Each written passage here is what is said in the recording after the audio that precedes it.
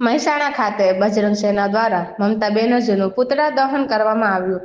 મમતા બેનર્જીએ જે પશ્ચિમ બંગાળની મુખ્યમંત્રી છે એના આપણા જે મહાકુંભનો પવિત્ર પર્વ ચાલી રહ્યો છે, તો મમતા બેનર્જીએ જણાવ્યું કે આ મહાકુંભ એ મોતનો કુંભ છે. આવા ધર્મના વિરોધના શબ્દથી દરેક આપણા હિન્દુઓની લાગણી દુભાઈ છે, કારણ કે જ્યાં ધર્મની વાત હોય ત્યાં બજરંગ સેના હંમેશા લડત આપતા જ હોય છે. અને આ વાતની જ્યારે આપણા ગુજરાત પ્રદેશના અધ્યક્ષ એવા દિનભા હવેલી જે પ્રયાગરાજ મહાકુંભમાં છે એમને તાઈ સાધુ સંતે જણાવ્યું, તો તરત એમને મહેસાણાની અંદર અમારા પદાધિકારીઓને સંપર્ક કર્યો અને કહ્યું કે મહેસાણાની અંદર મમતા બેનર્જીનું પુતળું દહન થવું જોઈએ. તેમના આદેશ મુજબ અહીં મહેસાણા ભૈરાવાસ ચોકમાં એમનું પુતળા દહન કરવામાં આવ્યું અને આ કાર્યક્રમ મહેસાણાના પદાધિકારી અને કાર્યકર્તા પણ ઉપસ્થિત હતા. રિપોર્ટર હિતેશભાઈ મોદી, ઇન્કલાબ ન્યૂઝ, મહેસાણા. જય શ્રી રામ. નમસ્કાર, મારું નામ જયેશ કમલેજી ઠાકોર, મહેસાણા પ્રમુખ, શહેર પ્રમુખ. અમારા સનાતન ધર્મનું અપમાન કર્યું છે પશ્ચિમ બંગાળના મુખ્યમંત્રી મમતા બેનર્જીએ, બરાબર. અમારા મહાકુંભને એમ કીધું છે કે મોતનો કુંભ, તો મોતનો કુંભ નહીં, આ તો ધર્મનું અપમાન છે. અમારા મહાકુંભમાં અમારા ઋષિ મુનિ કેટલા બી માણસો ગયા, 57 કરોડ માણસો ગયા, મોતનો કુંભ કઈ રીતના ગયો? અમે અમારું અપમાન નહીં સહીએ. યા તો મમતા બેનર્જી રાજીનામું આપે, ઇસ્તીફો આપે, યા તો માફી માંગે જાહેર સભાની અંદર. આની ચીમકી બહુ લાંબી થશે અને એનું પરિણામ મમતા બેનર્જીને ભોગવવું પડશે. જય શ્રી રામ.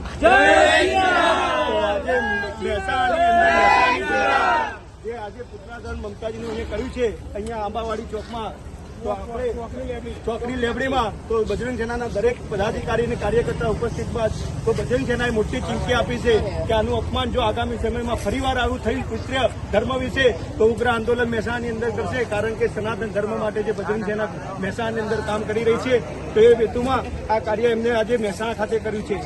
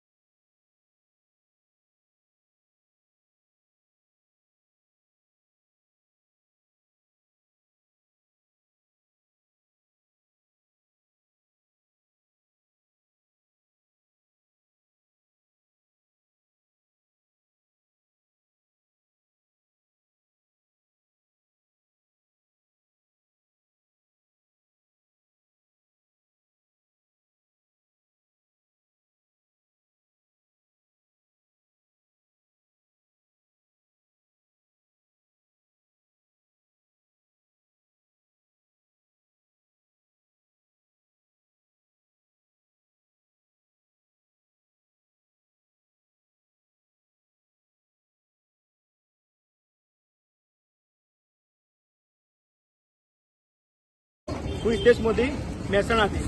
આજે બજરંગ સેના દ્વારા જે પશ્ચિમ બંગાળના મુખ્યમંત્રી જે મમતા બેનર્જી એમને પુતળા દહન કર્યું, તો આજે આ કાર્યક્રમની રૂપરેખા આપણે આપણા ચેતનભાઈ સાથે જાણીએ કે આ પુતળા દહન કરવાનું તમારું કાર્ય બજરંગ સેના દ્વારા શું હતું? જય શ્રી રામ.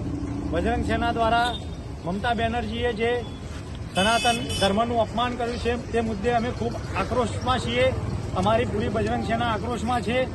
તમામ અમારા હિન્દુત્વનું અપમાન છે, અમારા હિન્દુ ભાઈઓનું અપમાન છે, અમારા આસ્થાનું અપમાન છે, અમારા સાધુ સંતોનું અપમાન છે અને અનાદિકાળથી ચાલતા અમારા મહાકુંભનું અપમાન છે. આ અમે સહન નહીં કરીએ. મમતા બેનર્જી માફી માગે, કાં તો પછી મમતા બેનર્જી રાજીનામું આપે. જય શ્રી રામ. આપણી સમક્ષ મહેસાણાના શહેરના પ્રમુખ એવા મોન્ટુભાઈ પણ ઉપસ્થિત છે. તો આ સનાતન ધર્મનું જે અપમાન થયું છે તેમાં બજરંગ સેના મેદાનમાં ઉતર્યું છે, તો આના વિશે તમારે શું કહેવું છે? જય શ્રી રામ. નમસ્કાર, મારું નામ જયેશ કમલેજી ઠાકોર, મહેસાણા પ્રમુખ, શહેર પ્રમુખ. અમારા સનાતન ધર્મનું અપમાન કર્યું છે પશ્ચિમ બંગાળના મુખ્યમંત્રી મમતા બેનર્જીએ, બરાબર. અમારા મહાકુંભને એમ કીધું છે કે મોતનો કુંભ, તો મોતનો કુંભ નહીં, આ તો ધર્મનું અપમાન છે. અમારા મહાકુંભમાં અમારા ઋષિ મુનિ કેટલા બી માણસો ગયા, 57 કરોડ માણસો ગયા, મોતનો કુંભ કઈ રીતના ગયો? અમે અમારું અપમાન નહીં સહીએ. યા તો મમતા બેનર્જી રાજીનામું આપે, ઇસ્તીફો આપે, યા તો માફી માંગે જાહેર સભાની અંદર. આની ચીમકી બહુ લાંબી થશે અને એનું પરિણામ મમતા બેનર્જીને ભોગવવું પડશે. જય શ્રી રામ. આજે મહેસાણાની અંદર આજે પુત્રાધન મમતાજીનું અહીંયા કર્યું છે અહીંયા આંબાવાડી ચોકમાં તો આપણે ચોકડી લેબડીમાં તો બજરંગ સેનાના દરેક પદાધિકારી અને કાર્યકર્તા ઉપસ્થિત બાદ તો બજરંગ સેનાએ મોટી ચીમકી આપી છે કે આનું અપમાન જો આગામી સમયમાં ફરીવાર આવું થઈ પુત્ર ધર્મ વિશે તો ઉગ્ર આંદોલન મહેસાણાની અંદર કરશે, કારણ કે સનાતન ધર્મ માટે જે બજરંગ સેના મહેસાણાની અંદર કામ કરી રહી છે તો એ હેતુમાં આ કાર્ય એમને આજે મહેસાણા ખાતે કર્યું છે.